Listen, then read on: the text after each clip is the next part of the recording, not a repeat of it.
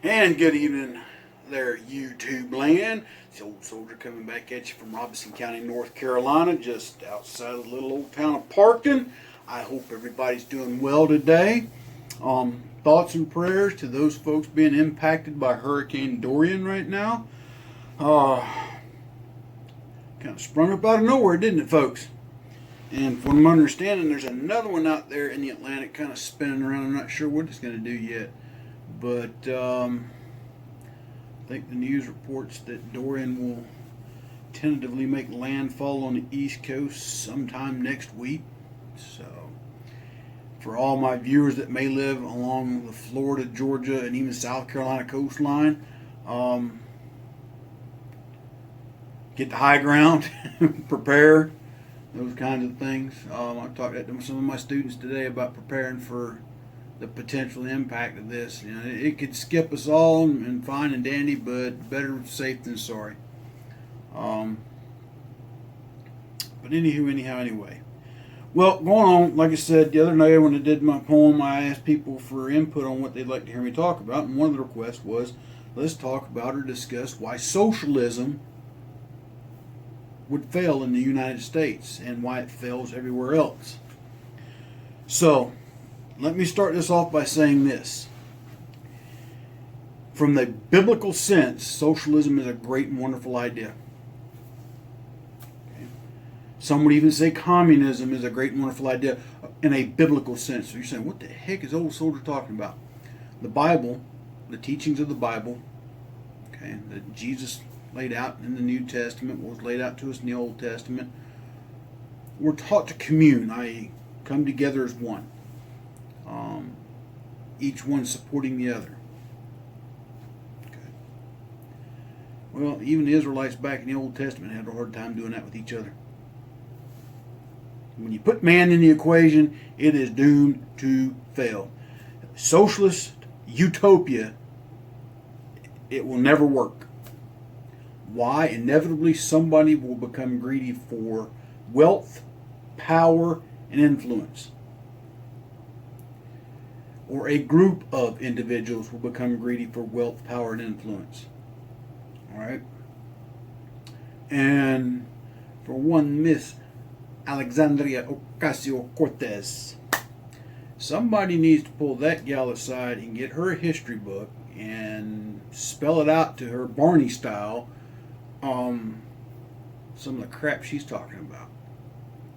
But anyway, that's a tangent. Back on track here, folks. Let's go back in history a little bit. Okay? I'm going to go back to the end of World War I.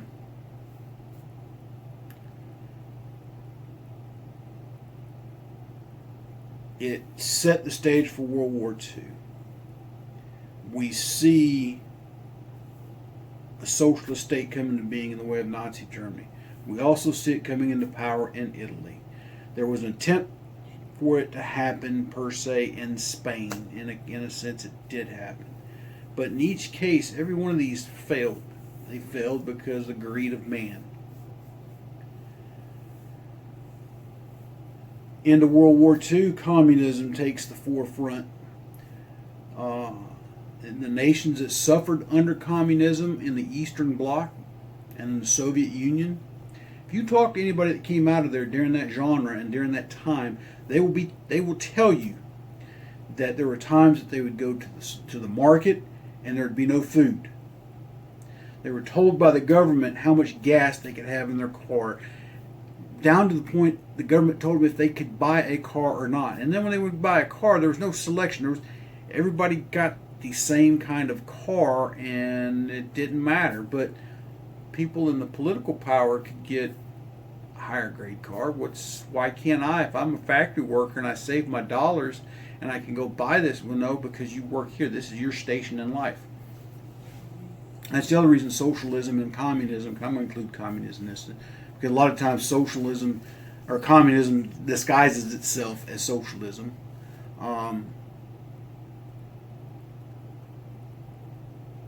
It puts people back into a station in life. There is no equality. Now you're going to say, well, soldier capitalism does the same thing. Well, yes and no. with capitalism, each and every individual has the potential, keyword potential, to rise above their station, to rise above their circumstances, to go beyond where they're at. Are there challenges to that? Certainly. Is it always easy? No. Is it always fair? Oh God, no. But if you don't try, you will never know.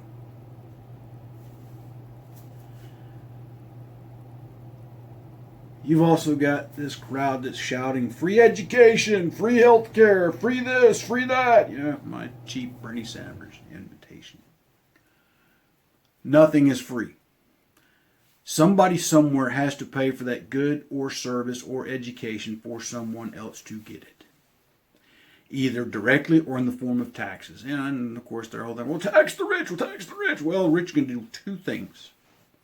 They will take their money offshore, or they will pack up and leave with all of their money. And usually when they do, they take jobs with them. Now some of you say, well, they did that in the 90s when they signed the North American Free Trade Agreement because they're in the business to make money. That's what business people do. They go into business to make a profit. And they make a profit so that they can live easy in life at some point in time. It's not that hard to figure out. Socialism believes that if I make $100,000 and my neighbor only makes $20,000, that in order to us both be on an equal playing field, I need to take away my wealth, and the government does, and gives it to him to bring him up to where I'm at. Even though he chose to go into a skill and occupation that only pays $20,000 a year. Whereas I chose to take a skill and occupation and apply myself and then create my own business as well on top of it and making this. Whereas he decided, well, all I want to do is be this. And I decided to be this. And if you notice, folks, I'm not putting any skills particular because I don't want anybody to think that the old soldier thinks if you do this, it's what it is, and you do this, this is what it is. Okay. The point I'm getting at is that in life things are not fair. But for the government to come in and state, well, we're going to equalize this so-called wealth gap, if you will, by doing X, Y, and Z to A, B, and C, it's not right. And it will inevitably and eventually fail. Venezuela is a classic example. Here in recent modern times, the country is on the verge of collapse. Unless China and or Russia bail them out, which last I heard that was what was probably going to happen. But I guarantee you it's going to come at a price for Venezuela. Venezuela is going to have to sign away rights to the resources in the country to either one of those countries. Why? Because China and Russia are using capitalist techniques to make their countries rich. Even though China still is a communist country, they have adopted capitalist economic principles. But even in Hong Kong, people there are tired of living under the communist thumb, tired of the government telling them what and where and when and how. Back to Venezuela, though. Let me finish my point on Venezuela. You've had people that have left that country because there's no food in the stores to be had. There's no medical care to be found anywhere. You have a group of people that had businesses, were entrepreneurs, were successful. But because the government didn't think that was right, government just went in and arbitrarily took over the business. And what happened to the owner? Not even given anything for their efforts. That, ladies and gentlemen, is why socialism is doomed to fail. Okay? Because the reason behind that is not that, see, on paper, socialism, communism is a great construct. I'll be the first one to tell you. On paper. But when you add in the human factor of greed and corruption and power hungering and lust for somebody else's hard earnings and things, it fails every single time. I'm not saying what we've got here in the United States is absolutely 150% perfect, but it has been working for well over 200 years. Part of it, in part, is because of our Constitution, our republic. Oh, old soldier said a naughty word, republic. Yeah, republic. A representative government, not a democracy. Oh, the United States is a democracy. Yes and no. It's a republic founded on democratic principles. There's a difference. And it keeps things like socialism from happening. If we didn't have a republic, the people of Los Angeles, and I've said this before, Seattle, Portland, Chicago, New York, Atlanta, Miami, Dallas, Houston. See where I'm going with this, folks? The major urban centers would determine everything that happens in this country. And also, from one geographic location would determine the policy for the whole nation, depending on what the issue or the item might be. Now, I personally, living here in North Carolina, don't want some dipstick from Los Angeles or New York City or wherever telling me that I can or cannot own a firearm, or that I can or cannot have an SUV or a big pickup truck. Okay. But if we continue to go down this path towards a socialist government, that inevitably is what's going to happen. They're going to say, old soldier, you're going to have to get rid of that pickup truck and turn it into the government. You don't need it. Oh, by the way, you've got 20 acres of land there in Parkton, North Carolina. Well, you only need 5 to live on. Or better yet, you only really need 3. You don't need all that other. We're going to give it to somebody over here that does this, that really don't make any money at doing that, but you know, we got to give them an A for effort to do that, and we've got to take care of them, so we're just going to give them your land. And that is how socialism is used as a disguise for communism. Because once the government seizes your personal assets, your personal property, even your intellectual property, what do they need you for? Then this select group of individuals who've come to power, and by the way, they come to power through, most of the time, through corrupt means. I mean, that's how North Vietnam conquered South Vietnam. They infiltrated the government. South Vietnamese government collapsed from within. It was already corrupt to begin with, and I'll say that. But their infiltrators furthered that. Okay? They'd also go into the South and kill off political leaders, intellectual leaders, government officials. Okay? So y'all remember that. They tried in South Korea.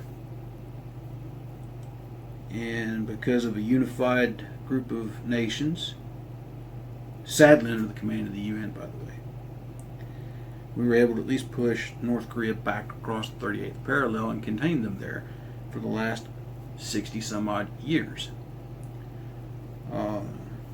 Again, another example of the failure of socialism / communism. Anybody that has ever escaped from North Korea will tell you that the markets are usually bare. Why? Because North Korea spends 90% of its gross domestic product on military expenditures. It leaves them 10% to grow, cultivate crops. That's why they're dependent on China to feed them. That's why we try to influence China to influence North Korea. But again, the government controls every aspect of every individual's life in North Korea. If you live in, case example, I live here in Parkton, North Carolina. Just south of me is the town of St. Paul's. There's about 8 miles difference as a crow flies down US 301. If I don't have a pass from the government, I can't go to St. Paul's and visit my cousin. Likewise, my cousin can't. If he can't get a pass to leave St. Paul's to come visit me, he can't leave. Caught leaving, subject to imprisonment or even execution on the spot. Plain and simple. So, I hope I've made it fairly clear why socialism will fail, why it does fail, why it is not good for really any part of the world. Now, there will be some of you that will continue to hold to Bernie's argument about some of the Nordic nations. I think they use Denmark as an example. Or was it Sweden? I'd have to go back and look at the tapes. I hardly pay attention to what Bernie says anyway, but that particular nation came out and said, "Well, hey, Bernie, this socialism doesn't work here like you think it does." The reason we are the way we are is because we have a strong, free market economy, strong independent businesses, strong individual business rights and individual rights. But they do have socialized medicine and socialized senior care, that kind of thing. Actually, we have it to an extent here. If you think about it, you pay into Social Security. At the age 65, you have to go on Medicare, whether you want to or not. And that's what they want to expand. That's what they want to increase. Okay. The other reason that they keep harping on this socialist type idea, because once it's in play and all these illegals, immigrants that have come across, they're going to get amnesty that way. Because why? You don't have to worry about it. Just give them amnesty because everybody's going to be equal. So, folks, take your elections seriously. Look at the issues that are out there. By no means am I about trying to keep poor people poor. I want to see every American succeed. Okay? Every American deserves a hand up when they're struggling. But we, the American people, don't deserve to bear the burden when those people don't want to help themselves up. That is my issue. That is my gripe. That is why socialism won't fail, because there's also those people that will refuse to do anything because they know they're going to get from the government regardless of what their efforts are. Therefore, there is no motivation to go out and do anything.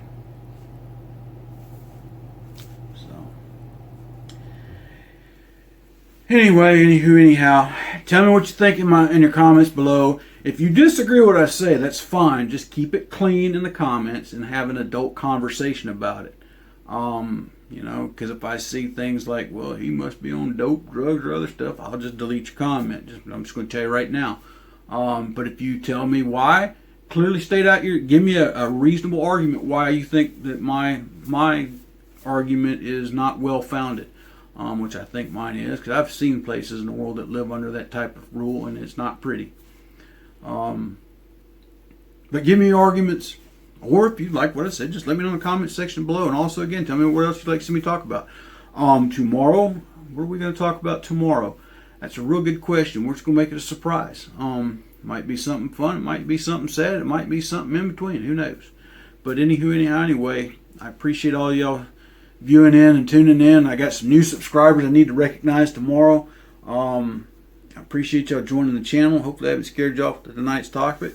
But if you live here in my state of North Carolina and you live in my district, don't forget we have a special election on September 10th to vote in a new representative to represent us in Congress in Washington, D.C. And if you know anything about the candidates, you know we cannot allow Dan McGreedy to represent us. So I'll leave that there. But charities, I'd always ask you to support Valor for Veterans, Pin Up for Vets, and Tunnels to Towers ORG. Vendors in my area, Money Quint Paul on Rayford Road beside the Tractor Supply Store. Go there and check those guys out. They're awesome. They're phenomenal. They're a Black Rifle coffee distributor. Go check them out. Robert's Custom Woodworks, an Unsung Patriot. And then, like I said, if you like my poetry, order one or two of my books. All the links are down below. And with that being said, folks, God bless. Take care. Warsaw Patriot, I hope that answered your question, buddy. Or I hope that was the answer you were looking for. If not, let me know in the comments section, brother. And until tomorrow, folks, Mr. Old Soldier out.